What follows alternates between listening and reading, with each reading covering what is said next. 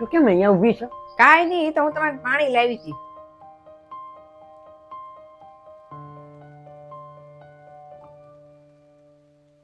અરે આ મહિનાનો પગાર કેટલો પગાર આવ્યો? 15,000. કાંઈ વાંધો નહીં, તમે હાથ મોઢું ધોઈ લો, હું તમારું જમવાનું લાવું છું. હા.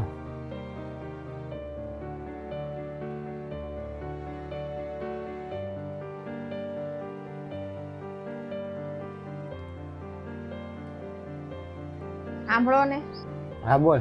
મારે એક હાડી લેવી છે તો લઈ લેજે હાડી. અને હમણાં છે ને બહુ ઠંડી પડે છે ને એટલે એક સ્વેટર લઈ લો. તારે જે લેવું હોય ને એ લઈ લેજે. મેં તને કઈ ના પાડી? અને તમારી હાટુ ચંપલ લેવાના છે. ચંપલ તો મારી કે સેટ છે ને, એ હું ઓફિસે પહેરીને જાઉં જ છું ને, તો એ જ હું ઓફિસે પહેરીને જઈશ. ખોટા ખર્ચા કરવાની કઈ જરૂર નથી. પણ ઈ તમારે પણ કાંઈ નહીં, મારી કે જે ચંપલ પહેરાશ ને એ હું પહેરી લઈશ. તારે જે લેવું હોય ને તું લઈ લેજે. મને એક વાત કહો કે તમે પૈસા કમાવશો શું એવા? કમાવું છું ને એ તો મને કાંઈ ખબર નથી, પણ હું જીવું છું ને એ તમારી બધા માટે અને મારા પરિવાર માટે.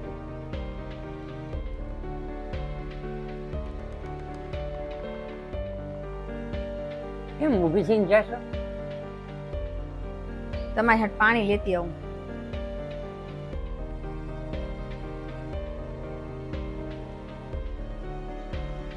એ સાંભળ, મારે કામે જવું છે, મને ટિફિન અંબાવ. આજે તમારે આ ચંપલ પહેરીને છે ને કામે નથી જવાનું. તો હું ઘરે પગે કામે જઈશ. તમારે આજે છે ને કામે જ નથી જવાનું. તમે ને હું બે આજે છે ને બજારમાં જઈશું તમારા ચંપલ લેવા. છે તો ખરું મારી આગળ ચંપલ, નવા લેવાની કઈ જરૂર નથી, એ તો બહુ હાલે એમ છે. હવે તમે આ કેટલા દિવસ આ ફાટલા ચંપલા પહેરશો?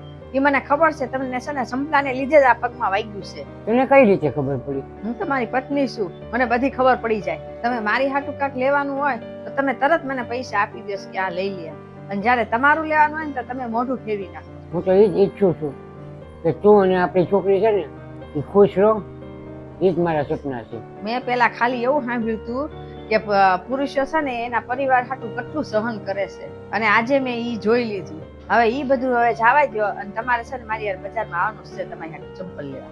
હવે જવા દે ને, આવતા મહિને પગાર આવશે ને ત્યારે હું લઈ લઈશ. અત્યારે બહુ ખર્ચો થશે. તમને શું લાગે છે તમારે એટલી બધી તકલીફ તમારી હું જોઈને અને હું મારી બધી ઈચ્છા પૂરી કરું એમ? કોઈ દિવસ નહીં.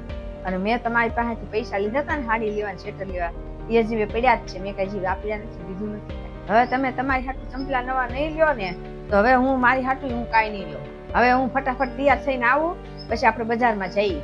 કાંઈ વાંધો નહીં.